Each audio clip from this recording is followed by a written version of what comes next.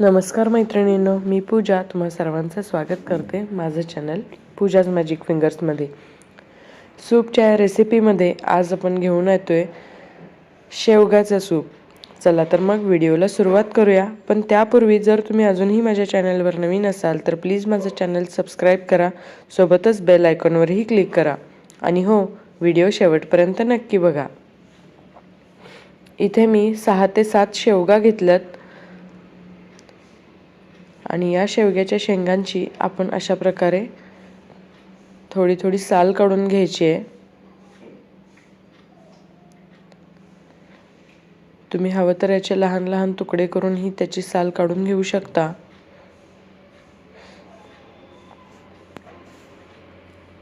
अशा प्रकारे साल काढून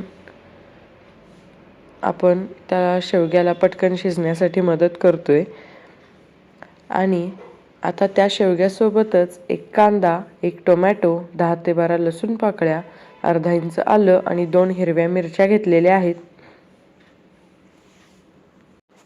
आणि हे सारं आपण कुकरमध्ये थोडं पाणी घालून शिजवून घ्यायचं आहे.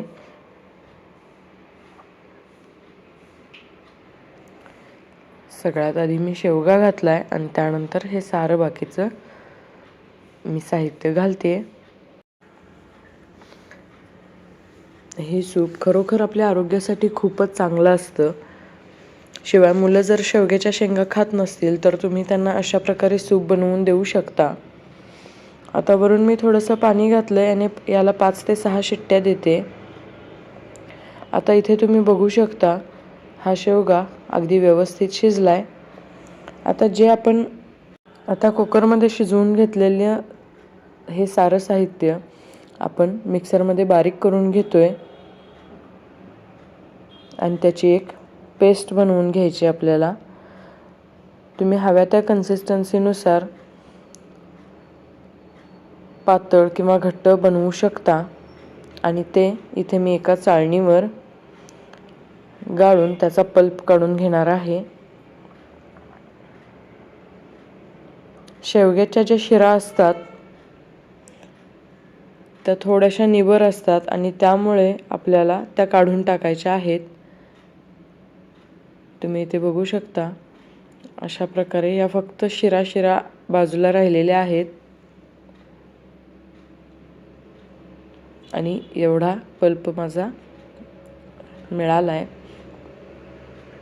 तर आता एका पातेल्यामध्ये मी 3 ते 4 चमचे लोणी घेतलेला आहे.